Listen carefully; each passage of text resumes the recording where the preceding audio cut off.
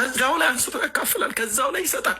ድንኳን ሰፍቶ ያንኑ ለራሱ ከጉድለት የሚኖር ሐዋርያ ለሌሎች ያካፍላል። ምን አይነት መሰጠት ነው? ምን አይነት መሰጠት ነው? ምን አይነት መሰጠት ነው?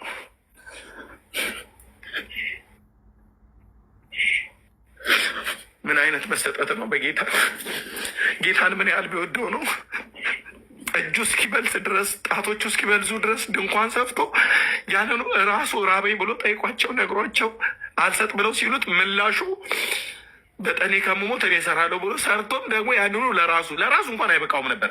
ከሀገር ሀገር ይንከራተታል።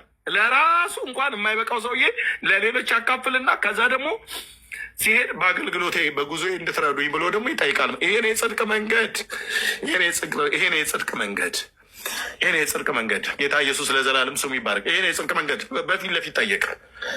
በጉዞዬ እንድትረዱኝ ብሎ አላቸው። ባለፈው ድንኳን የሰፋው ታርቀው ሰጣ፣ ለሌላ ሰው ሼር አደረገ። ምን አይነት መሰጠት ነው?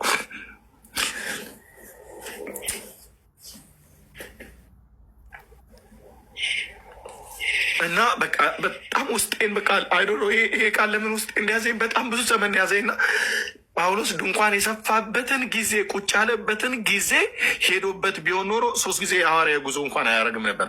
4ና 5 6ና 7 እንኳን ይሄድ ነበር እስከ ሜቄዶኒያ ግዛት፣ ሰሜኑ ግዛት ላይ ከግሪክ ሰሜናዊ ክፍል ላይ ያለች ነች ሜቄዶኒያ። የሜቄዶኒያ እስከ ኤልዋሪቆ የሚባለው እዛ ነው።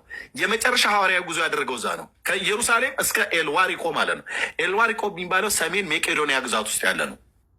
ከፈረንሳይ ደቡባዊ ከግሪክ ሰሜናዊ ክፍል ላይ ያለች ሀገር ናት። በማዕከል ላይ እስከዛ ድረስ ነው ሄደው ድንኳን የሰፋበትን ቢሄድ ፈረንሳይን አቆራርጦ ጀርመንን አቆራርጦ እንግሊዝን አቋርጦ አየርላንድ አይደርስም ነበር? ይሄድ ነበር።